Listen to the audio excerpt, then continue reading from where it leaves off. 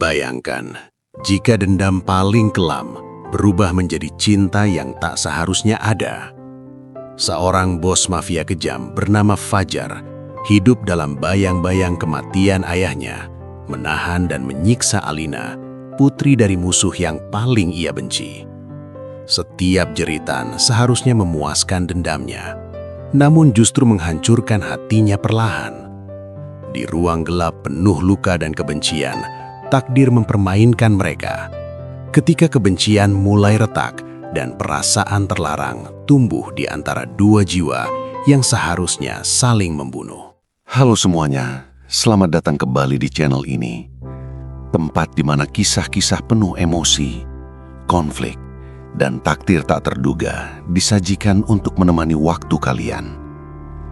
Di video kali ini, kami akan membawakan sebuah cerita yang syarat tegangan, pengkhianatan, dan perasaan terlarang yang tumbuh di tempat yang seharusnya dipenuhi kebencian. Sebelum kita masuk lebih dalam ke alur cerita yang akan menguras emosi ini, kami mohon dukungan kalian dengan cara menekan tombol like, subscribe, dan mengaktifkan lonceng notifikasi. Dukungan sederhana dari kalian sangat berarti agar channel ini terus berkembang dan dapat menghadirkan cerita-cerita berkualitas lainnya. Selamat menikmati dan bersiaplah untuk larut dalam kisah hari ini. Nama Fajar bukan sekedar disebut, tapi dibisikkan dengan ketakutan di dunia bawah tanah. Ia adalah bos mafia paling berpengaruh di kota. Dingin, tegas, dan tak pernah memberi ampun pada musuhnya. Namun di balik kekuasaannya, ada satu luka lama yang tak pernah sembuh. Kematian ayahnya yang dibunuh secara kejam bertahun-tahun lalu.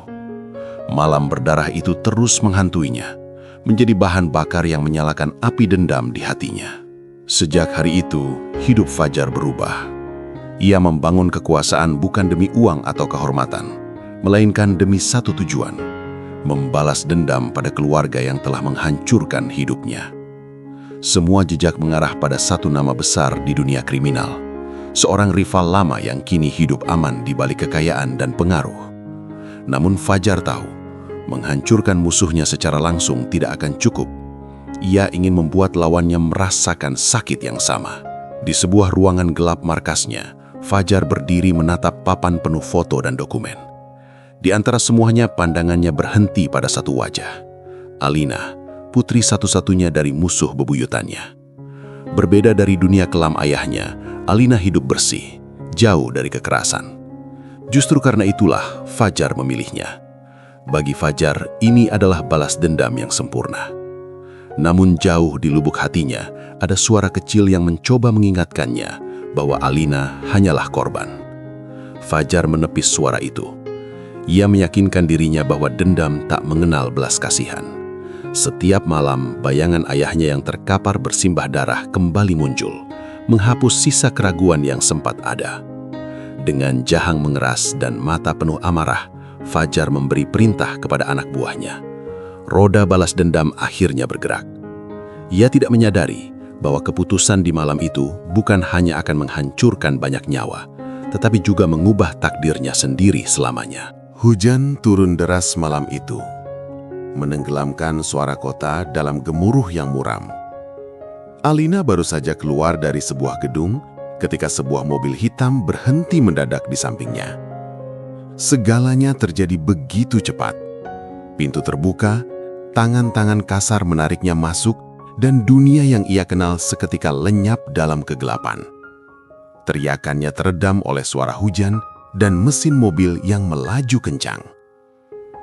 Saat kesadarannya kembali, Alina mendapati dirinya berada di sebuah ruangan asing. Dingin, lembab, lampu redup menggantung di langit-langit, menciptakan bayangan panjang yang menakutkan. Pergelangan tangannya terikat, bukan untuk menyakitinya, tetapi cukup untuk membuatnya sadar bahwa ia tidak lagi memiliki kendali atas hidupnya sendiri. Ketakutan merayap perlahan, namun Alina berusaha menahan air mata. Ia tahu, kepanikan hanya akan membuatnya lemah. Tak lama kemudian pintu besi terbuka. Fajar masuk dengan langkah tenang, seolah ruangan itu hanyalah kantornya sendiri. Tatapan mereka bertemu. Di mata Alina, pria di hadapannya adalah mimpi buruk yang hidup. Di mata Fajar, Alina adalah simbol dendam yang telah lama ia tunggu. Tidak ada teriakan, tidak ada kata-kata panjang, hanya keheningan yang syarat ancaman. Fajar memperkenalkan diri dengan suara datar. Ia mengatakan dengan jelas bahwa Alina adalah jaminan atas dosa masa lalu ayahnya. Setiap kata terasa seperti palu yang menghantam kesadaran Alina. Ia membantah, bersumpah bahwa ia tak tahu apa-apa tentang urusan gelap ayahnya. Namun bagi Fajar, kebenaran belum penting. Yang ia cari hanyalah rasa puas melihat musuhnya menderita. Meski terlihat dingin, Fajar sebenarnya bergulat dengan sesuatu yang tak ia duga. Alina tidak memohon, tidak meratap. Ada keberanian dalam sikapnya yang justru mengganggu keteguhan Fajar. Ia memberi perintah agar Alina dijaga ketat, lalu pergi meninggalkan ruangan, membawa serta kegelisahan yang mulai menggerogoti hatinya. Di balik pintu besi yang tertutup kembali, Alina terduduk lemah. Ia sadar hidupnya telah berubah selamanya. Sementara itu, Fajar berjalan menjauh dengan langkah berat, tanpa menyadari bahwa penculikan ini bukan awal dari kepuasan dendam, melainkan awal dari konflik batin yang akan menghancurkannya perlahan. Hari-hari berlalu tanpa penanda waktu. Di ruang sempit tanpa jendela itu, Alina kehilangan rasa siang dan malam. Yang ia kenal hanyalah suara langkah penjaga, pintu besi yang terbuka dan tertutup, serta tatapan dingin yang sesekali mengintainya. Bukan luka yang paling menyakitkan baginya, melainkan ketidakpastian. Tidak tahu kapan semuanya akan berakhir, atau apakah ia akan keluar hidup-hidup. Fajar sering berdiri di balik kaca satu arah, mengamati Alina dalam diam.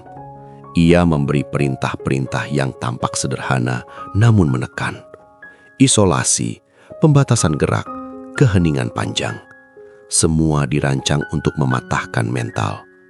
Setiap laporan anak buahnya seharusnya memberi kepuasan, namun yang ia rasakan justru semakin hampa. Dendam yang selama ini ia agungkan tak kunjung terasa manis. Ketika akhirnya Fajar masuk ke ruangan, kehadirannya membawa tekanan yang menyesakkan.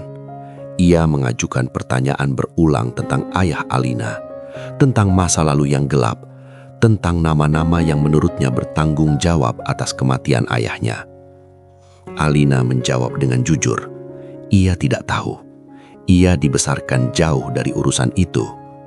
Suaranya bergetar, tapi matanya teguh. Tidak ada kebohongan yang bisa Fajar tangkap.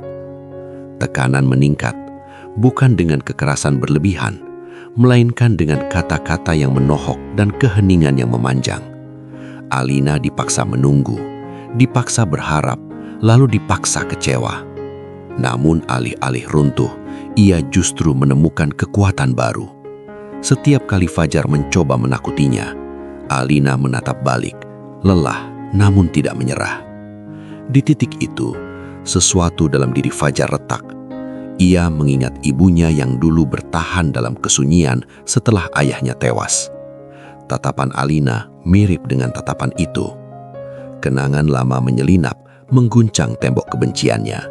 Fajar keluar dari ruangan lebih cepat dari biasanya, menutup pintu dengan keras, seolah ingin mengurung perasaannya sendiri. Malam itu, Fajar tidak tidur. Ia sadar bahwa penyiksaan ini tak lagi sekadar alat balas dendam. Ada konflik yang tumbuh di dadanya, antara keinginan menghancurkan dan dorongan untuk melindungi. Dan di sisi lain pintu besi, Alina berjanji pada dirinya sendiri untuk bertahan apapun yang terjadi. Tanpa mereka sadari, keduanya sedang diubah oleh rasa sakit yang sama. Hari itu berbeda. Tidak ada teriakan, tidak ada interogasi panjang, tidak ada tekanan seperti biasanya.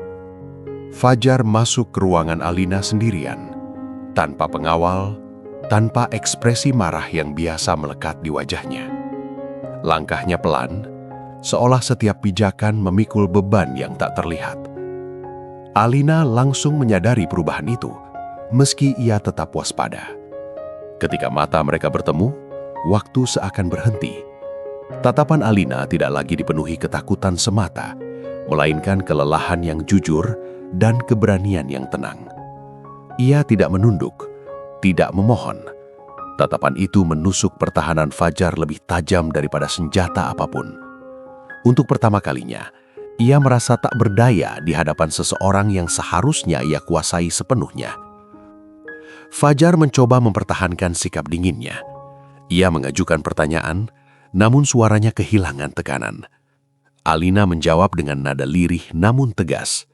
Ia tidak menyangkal masa lalu ayahnya, tetapi ia menolak bertanggung jawab atas dosa yang tak pernah ia lakukan.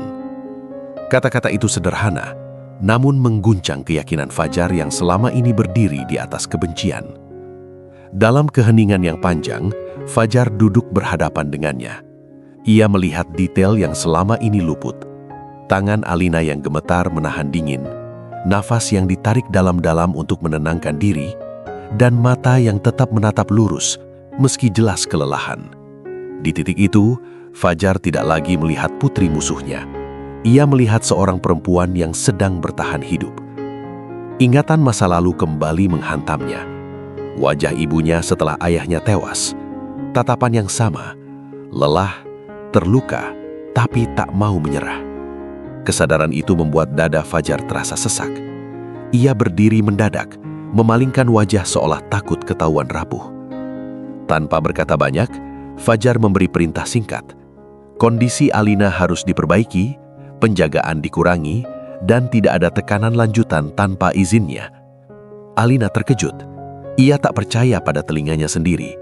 Namun Fajar sudah melangkah pergi, meninggalkan keheningan yang berbeda, bukan lagi penuh ancaman, melainkan penuh tanda tanya. Di balik pintu besi yang tertutup, Alina duduk terdiam. Untuk pertama kalinya sejak ditahan, ia merasakan secercah harapan. Sementara itu, Fajar berjalan menyusuri lorong panjang markasnya, menyadari satu hal yang paling ia takuti. Dendam yang ia rawat selama ini mulai goyah oleh satu tatapan.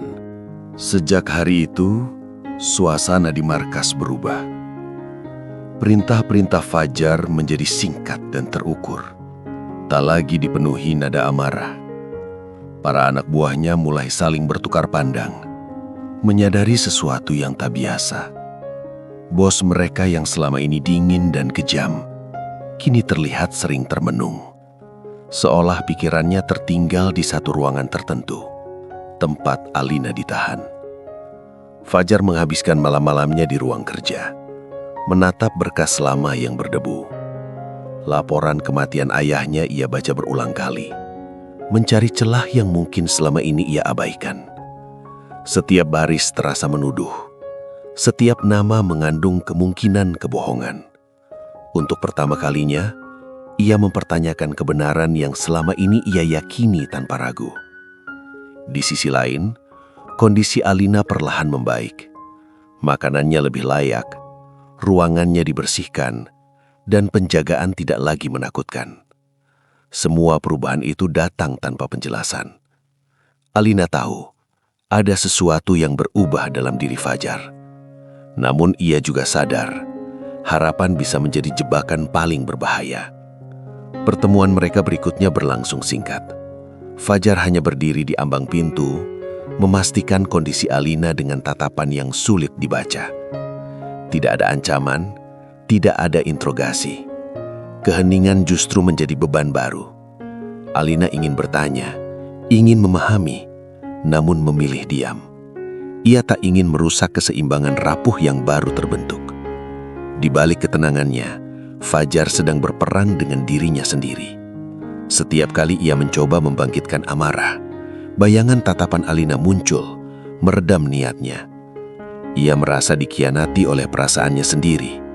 Bagi seorang bos mafia, keraguan adalah kelemahan, dan kelemahan bisa berujung kematian.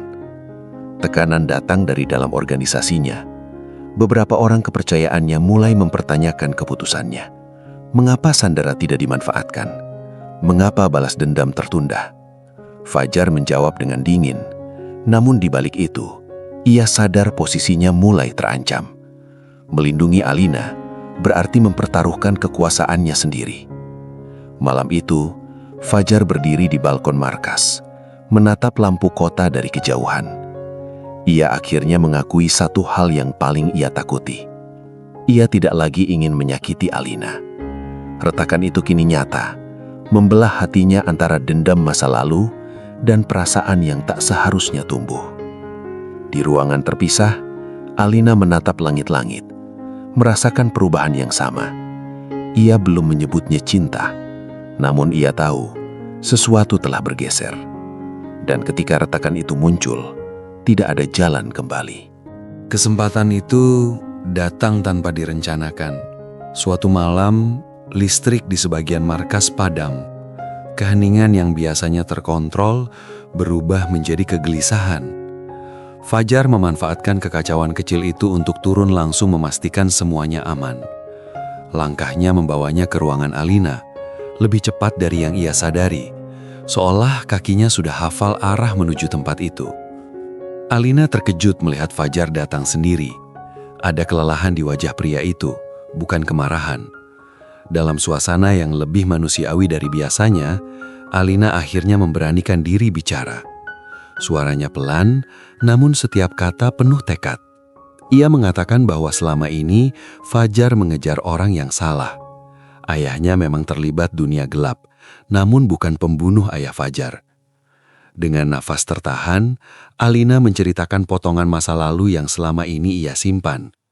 Malam kematian ayah Fajar, ayah Alina justru berada di luar negeri. Ada saksi, ada dokumen, dan yang lebih mengejutkan, ada orang dalam organisasi Fajar sendiri yang berkhianat dan memutarbalikkan fakta demi merebut kekuasaan. Awalnya Fajar menolak percaya. Kata-kata itu seperti racun yang menggerogoti fondasi hidupnya. Namun ketika Alina menyebut satu nama yang sangat ia kenal, jantung Fajar berdegup keras. Nama itu selama ini adalah tangan kanan yang paling ia percayai. Terlalu banyak hal yang tiba-tiba terasa masuk akal. Fajar pergi tanpa sepatah kata. Malam itu, ia membuka arsip lama yang selama ini terkunci. Ia membandingkan tanggal, laporan, dan transaksi tersembunyi. Potongan-potongan kebenaran mulai menyatu, membentuk gambaran yang mengerikan. Dendam yang ia rawat selama bertahun-tahun ternyata diarahkan oleh kebohongan. Kemarahan Fajar kini berubah arah, bukan lagi pada Alina atau ayahnya, melainkan pada pengkhianatan yang merampas hidupnya. Namun bersamaan dengan itu, rasa bersalah menghantamnya tanpa ampun. Ia telah menyiksa orang yang tidak bersalah. Ia telah menjadi monster karena dibutakan luka. Keesokan harinya, Fajar kembali menemui Alina. Tatapannya berbeda, lebih jujur, lebih rapuh. Ia tidak meminta maaf, belum. Namun ia mengakui bahwa kemungkinan Alina benar. Pengakuan itu membuat Alina terdiam. Untuk pertama kalinya, ia melihat Fajar bukan sebagai bos mafia, melainkan pria yang tersesat dalam dendamnya sendiri. Di titik itu, segalanya berubah. Kebenaran memang membebaskan, tetapi juga menghancurkan. Dan bagi Fajar, jalan ke depan kini jauh lebih berbahaya, karena musuh sebenarnya ternyata berada sangat dekat. Setelah kebenaran mulai terungkap, Fajar tak lagi memiliki tempat untuk bersembunyi dari pikirannya sendiri. Setiap sudut markas yang dulu memberinya rasa aman, kini terasa seperti penjara.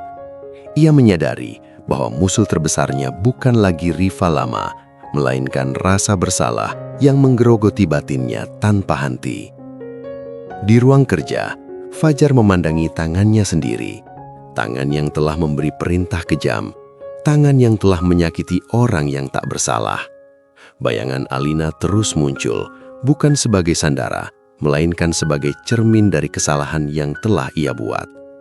Ia terjebak antara dua pilihan yang sama-sama menghancurkan, melanjutkan kebohongan demi menjaga kekuasaan atau menerima kebenaran dan kehilangan segalanya. Pertemuan mereka kini berlangsung berbeda.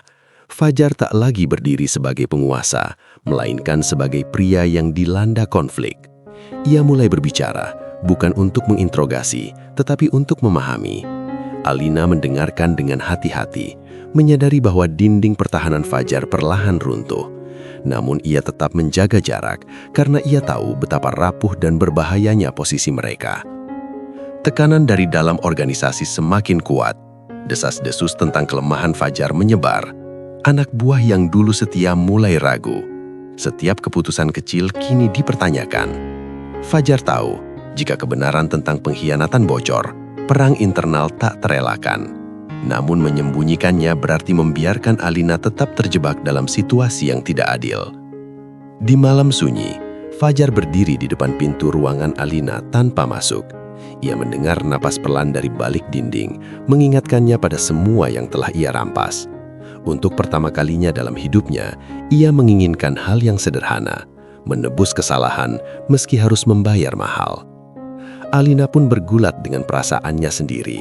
Ia membenci apa yang telah dilakukan Fajar, namun ia juga melihat perubahan yang nyata. Ada empati yang tumbuh, meski belum bisa ia sebut sebagai pengampunan. Di antara mereka, tumbuh keheningan yang syarat makna, campuran antara trauma, pengertian, dan perasaan yang tak berani diakui. Babak ini menandai titik di mana dendam tak lagi menjadi pusat cerita. Kini, yang tersisa hanyalah pilihan-pilihan sulit. Dan Fajar sadar, apapun keputusan yang ia ambil selanjutnya akan menentukan apakah ia pantas mendapatkan kesempatan kedua atau tenggelam bersama masa lalunya. Keheningan di antara Fajar dan Alina berubah makna. Jika sebelumnya dipenuhi ketakutan dan kecurigaan, kini keheningan itu terasa berat oleh perasaan yang tak terucap. Setiap pertemuan singkat, setiap tatapan yang bertahan lebih lama dari seharusnya, mengikis batas yang selama ini mereka jaga dengan susah payah. Fajar mulai meluangkan waktu untuk berbicara dengan Alina, bukan sebagai bos mafia dan sandara, melainkan sebagai dua manusia yang sama-sama terluka.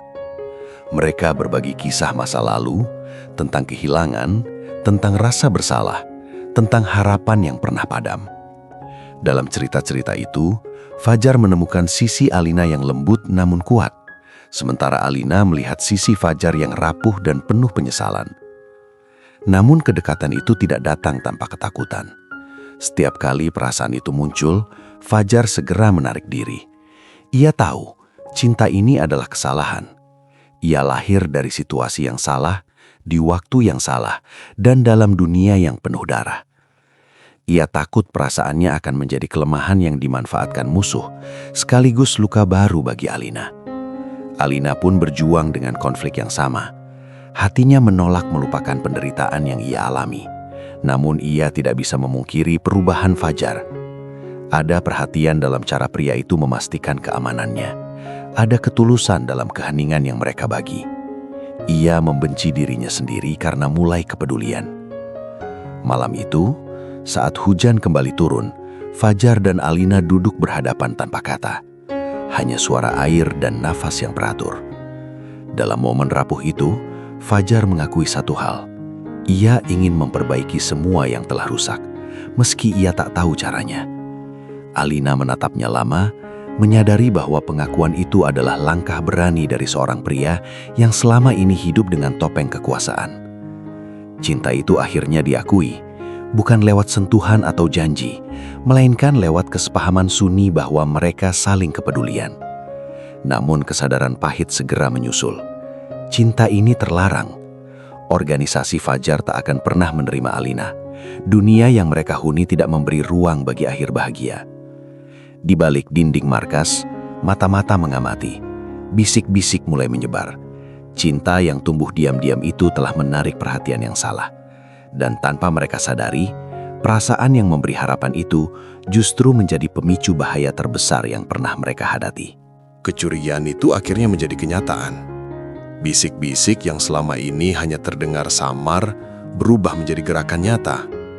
Malam itu, markas terasa tegang, seperti menunggu ledakan yang tak terlihat. Fajar merasakannya. Tatapan anak buahnya berbeda, terlalu waspada, terlalu siap. Nalurinya sebagai pemimpin dunia bawah segera memberi peringatan, pengkhianat telah bergerak lebih dulu. Benar saja, tangan kanan yang selama ini ia percayai akhirnya menunjukkan wajah aslinya. Ia memanfaatkan keraguan Fajar, menyebarkan isu bahwa sang bos telah melemah karena seorang sandera, bahwa keputusan-keputusan Fajar kini didorong perasaan, bukan logika. Bagi organisasi yang hidup dari kekerasan dan kekuasaan, itu adalah dosa terbesar. Kekacauan pun pecah, perintah saling bertabrakan, kesetiaan diuji dalam hitungan menit. Fajar harus bertindak cepat. Namun di tengah situasi genting itu, pikirannya justru tertuju pada Alina. Ia sadar, perempuan itu kini berada di pusat badai yang ia ciptakan sendiri. Jika pengkhianat menguasai markas, Alina akan menjadi korban pertama. Dengan risiko besar, Fajar meninggalkan pusat konflik untuk memastikan Alina aman. Keputusan itu nyaris fatal. Pengkhianat memanfaatkannya untuk mengambil alih sebagian kekuasaan.